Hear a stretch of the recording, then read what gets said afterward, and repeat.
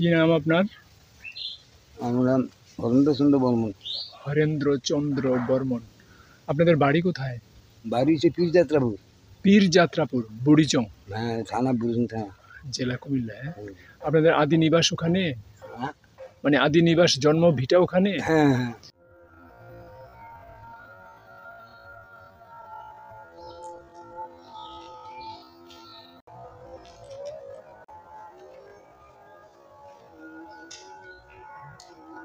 পীরযাত্রাপুর। পীরযাত্রাপুর। ও আচ্ছা আচ্ছা।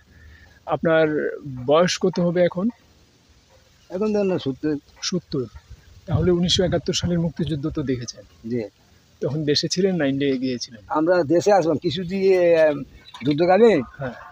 6 মাস, মনে করেন 9 মাস যুদ্ধ হয়েছে তো। 4 মাস আমরা দেশে আসলাম। দেশে দিয়ে আর থাকার মতন রাস্তা নাই, তখন আমরা গেছি একটু। আমার দেশ স্বাধীন হয়ে আমরা আসা করছি। তো আপনার তখন তো বাবা মা সবাই ছিলেন? হ্যাঁ, বাবা মারা গেছে মানে পাকিস্তান পিরিয়ড 1 বছর আগে মারা গেছে। আচ্ছা আচ্ছা। তাহলে আপনি কি কাজ করেন পেশাগতভাবে? আপনার আমরা কাজ করব মাছ ধরুন, ফিশারি কাজকর্ম করি আর কি। আগে তো নদী নালা খালবিল অনেক ছিল, এগুলোতে দেশীয় মাছ পাওয়া যেত। হ্যাঁ, এখন আর ওই মাছটা না। ওই যে নদীটা আমাদের বাড়ির লোকই। এটা কোন নদীটা? এটা গোমতী নদী। আমিও বুড়বুড়িয়া নদী ভাঙলো যে গত বছর 24-এ, আমি ওখানে নদীর বাঁধ দেখতে গিয়েছিলাম কিছুদিন আগে। আচ্ছা। তো দেখলাম আর কি যে বেশ ওই এলাকায় তো বেশ ক্ষতি সাধিত হলো নদী ভাঙার পর। নদী ভাঙা ক্ষতি। তো আপনাদের বাড়ির আশেপাশে কোনো ছোট নদী আছে? না, এই নদী। হ্যাঁ, একটা তো আছে ওদিকে, আর আরো কিছু আছে আর কি। মরাগাং আগে এই নদীতে মানে বাঘ ঘোরাইছিল, কাইটে সোজা করে দিয়েছিল বুঝলি। হ্যাঁ। এখন আচ্ছা, এই কেটে সোজা করলো কোন জায়গাটায়? এই যে গোবিন্দপুরে বাজার জানিছিলেন বুঝুন চাইতে গোবিন্দপুর ব্রিজটা করছে। হ্যাঁ, একটা তো কংসনগর বাজারের দিক দিয়ে এটা ব্রিজ করেছে। হ্যাঁ, আর একটা হলো আলেখারচরের কাছ দিয়ে এই গোবিন্দপুর ব্রিজ আছে। গোবিন্দপুর। আচ্ছা, গোবিন্দপুর ব্রিজ পার হয়ে পাশাপাশি গ্রাম। আচ্ছা, গোবিন্দপুর পার হয়ে এখানে কোনো জয়পুর নামে কোনো গ্রাম আছে? জয়পুর? হ্যাঁ, কামারখাড়ার কাছাকাছি। নান্নু বাজার আরো দক্ষিণ দিকে। নান্নুয়া বাজার। হ্যাঁ, কামারখাড়া। নান্নু বাজার আরো দক্ষিণ, কামারখাড়া আরো দক্ষিণ। হ্যাঁ। না, আমি 1996 সালে এই ছবি তুলতে গিয়েছিলাম। আমি সাংবাদিকতা শুরু করলাম তো তখন।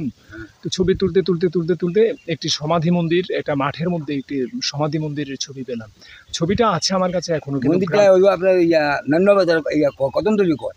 কদমতলি, হ্যাঁ, কদমতলি কয়, বাজারের পূর্ব দিকে মন্দিরটা। আচ্ছা আচ্ছা। আমি এই মন্দিরটার ছবি আছে আমার কাছে। আমি আর এই জায়গাটা খুঁজে পাইনি, অনেকবার গেলাম, কিন্তু ঠিক আমি লোকেশনটা বলতেও পারছি না, আর কেউ আমাকে এই জায়গাটার সন্ধান দিতে পারছিল না।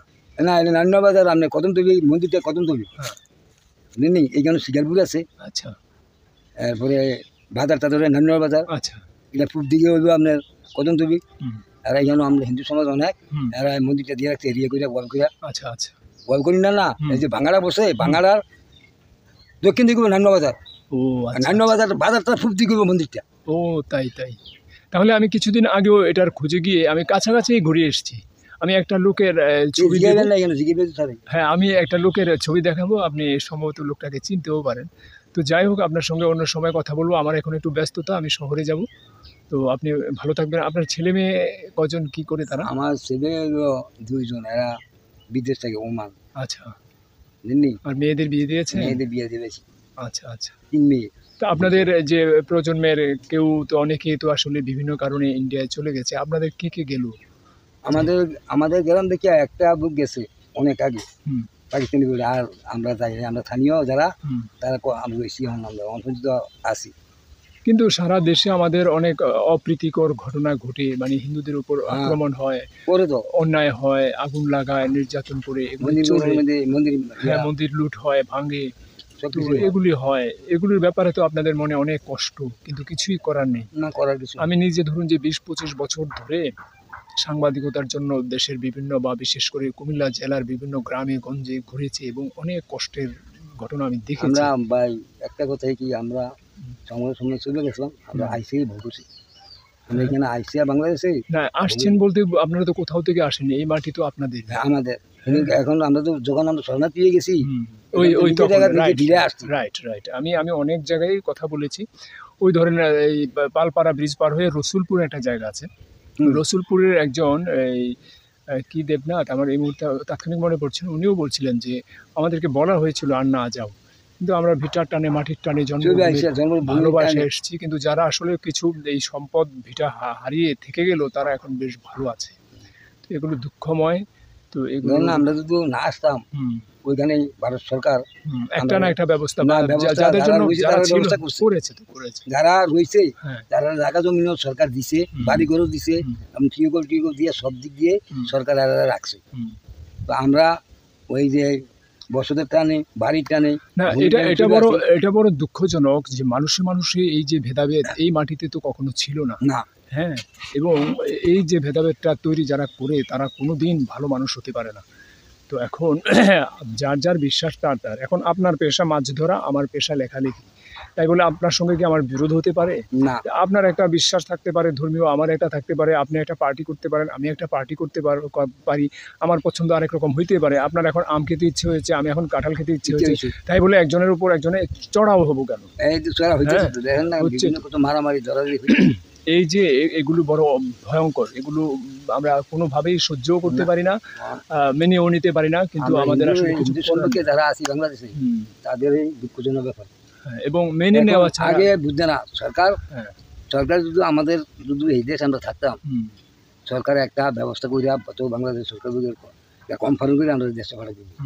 আমরা ওইটা না চাইয়া স্বাধীন হিসেবে যাতে জড়াই বেশি ওই আনন্দ, আমার মায়ের ভূমি, মায়ের ভিটা, আনন্দ করে আনন্দ বহুত কষ্ট ভোগ করতে আছি। তো ভালো থাকবেন আর আশীর্বাদ করবেন। আমি এই পেছনের বাড়িটাতেই ভাড়া থাকি আজকে 8 মাস। আমার বাসা, আমি ঢাকায় পড়াশোনা করেছি, কুমিল্লায় আমার জন্মস্থান, শহরে আমার কাজ।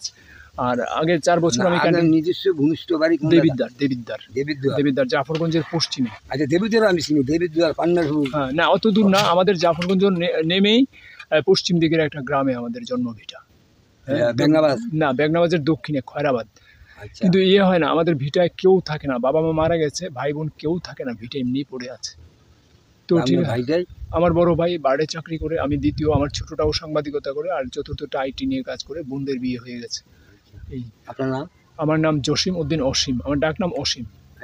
তো ভালো থাকবেন। হ্যাঁ, ভালোই না কথাটা এখানে দুঃখজনক। এই দেশের হিন্দু মুসলমান আমরা ভাই এইটাই চলাটা কঠিন হয়ে গেছে। না, কঠিন হয়ে গেছে, কারণ হলো যে এখন তো শক্তি প্রদর্শন হচ্ছে। হ্যাঁ, এখন আমরা 25 জন আপনারা ধরলাম, আপনার গায়ে যত শক্তি থাক 25 জনের সঙ্গে কি পারবেন? না, 5 জনের পক্ষে তো পারবেন। হ্যাঁ, লড়াইটা তো হয়ে গেছে 90 আর 10-এ, 95 আর 5-এ। সুতরাং হেরে আসা ছাড়া আর কোনো গতি নাই।